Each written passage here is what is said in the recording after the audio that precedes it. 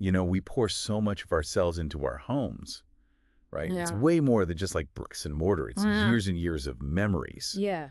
Absolutely. that sense of security and safety. Mm-hmm.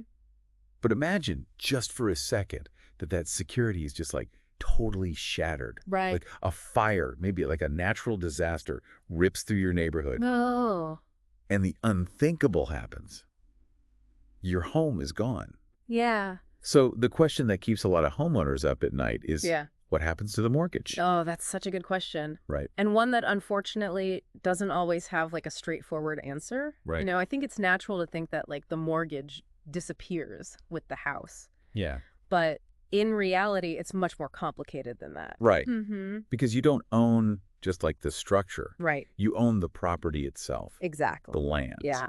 So walk us through this. Okay. What happens to the mortgage when the house is gone? Yeah. But the land is still there. Yeah. So basically, the mortgage itself is tied to the property's value, Okay. not the physical house. Okay. So lenders, they provide loans based on that value, expecting repayment regardless of what happens to the structure that's on that piece of land. Got it. And this is where homeowners insurance becomes absolutely critical. Insurance. Yes. The safety net. Yeah, it's supposed to be. Right. It Yeah. should cover like the cost of rebuilding, Right. paying off that mortgage. Exactly. But what I find really concerning Yeah. is the possibility of being underinsured. Right. How do you even know Yeah. if you have enough coverage? That's a great question. And honestly, so many people don't even realize they're underinsured Right. until it's too late. Yeah. Scary. That's why it's so important to review your policy like every year. Okay. And when you do that, don't just look at the coverage amount. Yeah. Really ask yourself, does this reflect the actual cost to rebuild my home at the current market prices? Because material costs and labor, Oh, yeah. they can fluctuate significantly. So true. Mhm. So let's say the worst happens, right? Right. Someone's underinsured, they lose their home, Right. and the insurance payout isn't enough to cover the rebuilding costs Mm-hmm. and the remaining mortgage. Yeah. What are they looking at that point? It's a really tough situation to be in. There's Yeah. no doubt about it. Right. But unfortunately, they're still responsible for that mortgage, Oh, wow. even with that insurance payout. Okay. And, this can lead to like serious financial strain, Right. forcing people to make difficult choices like Yeah. taking out additional loans, Yeah. maybe even facing foreclosure. Oh, gosh. Yeah, it's a difficult situation. It sounds like it could be financially devastating. It definitely can be. Yeah. I've heard of mortgage forbearance programs. Okay. Do those offer any kind of relief? They can offer temporary relief, Oh. allowing you to maybe pause or reduce your mortgage payments for like a set period of time. Okay. It can give you a little breathing room Right. while you sort things out. Okay. But keep in mind that interest usually still accrues, Okay. so it's not a long-term solution. Oh, got it. Mm-hmm. So forbearance offers a temporary reprieve, Yes, but it sounds like the real key is to be proactive.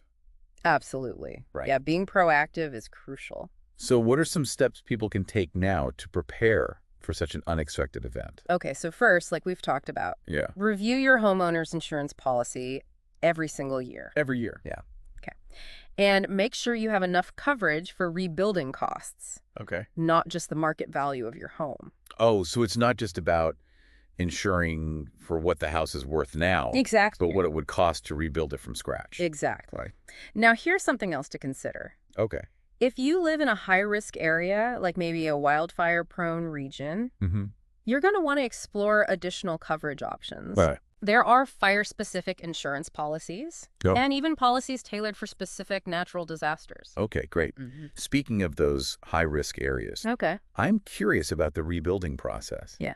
Let's say someone lives in an area that's like prone to wildfires, rebuilding costs after a fire surge Right. due to material shortages and high demand for contractors. Yeah. How does that impact their situation? Oh, that's such a great question. Yeah. And unfortunately, it's a really common scenario after like large-scale disasters. Well, I bet. Even if your insurance covers that initial estimated rebuilding cost, Right.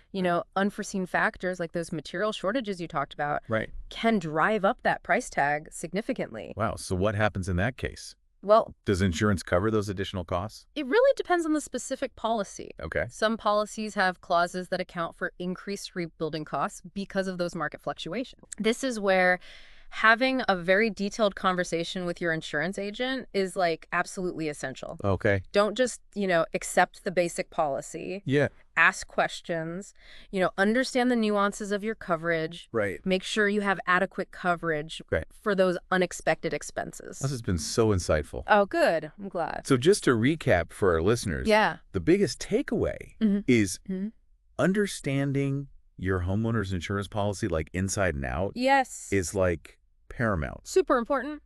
It's not enough to just have insurance. Yeah, right. You need to make sure it aligns with your needs Yeah, and potential risks. exactly. Being proactive by reviewing it annually Right. and discussing those specific concerns with your agent can make all the difference. It really can, yeah. Absolutely. It's a tough reality to face, but knowledge truly is power in these situations. It really is. So here's a final thought for everyone to kind of ponder. Okay. We've talked about being underinsured, but what happens if the opposite is true? What if, after a disaster, the cost of rebuilding is actually lower than the property value? Interesting. Where does that leave the homeowner Yeah. with their mortgage?